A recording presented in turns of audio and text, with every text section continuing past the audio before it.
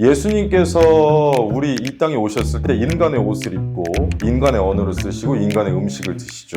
하나님의 아들께서 이것 자체가 이 땅에서 우리와 대화할 준비가 되어 있으셨다는 얘기예요.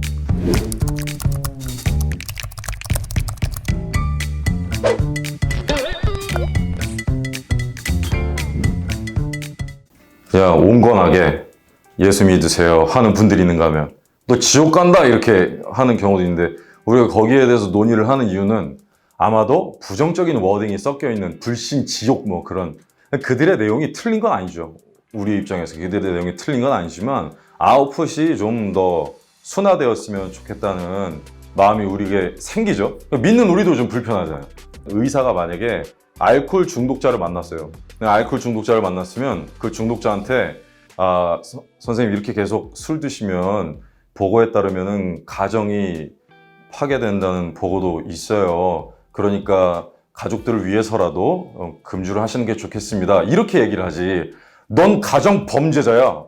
너는 가정을 파괴할 놈이야. 이렇게는 얘기 안 한단 말이에요.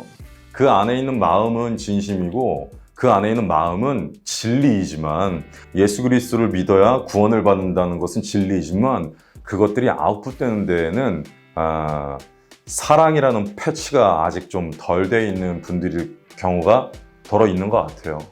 이분들은 약간 전투적이에요. 그런데 우리가 잘못 알고 있는 게 있어요. 세상은 지옥 가야 될 사람들이 있는 곳이 아니라 우리에게 복음을 듣고 구원받을 사람들이 있는 곳이에요.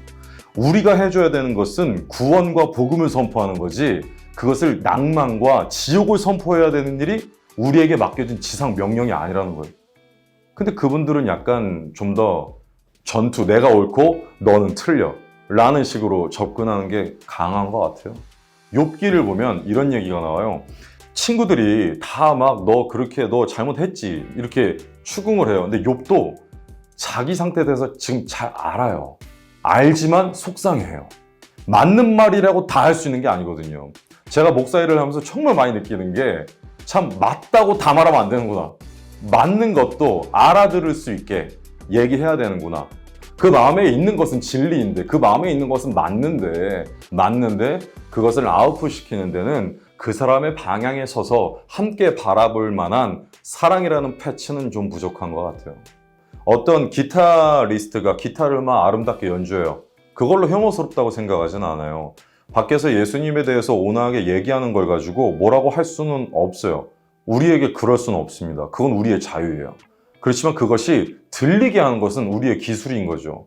예수 그리스도를 얘기하는 것 자체가 혐오라고 그들이 말한다면 그건 인정할 수 없죠.